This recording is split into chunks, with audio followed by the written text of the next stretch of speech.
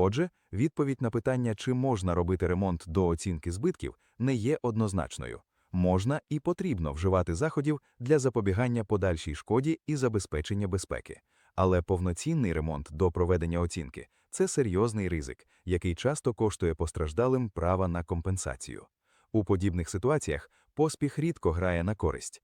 Кілька днів очікування оцінки можуть зберегти для вас значно більшу суму в майбутньому. Саме тому найкраща стратегія – спочатку зафіксувати пошкодження, провести оцінку, а вже потім відновлювати житло.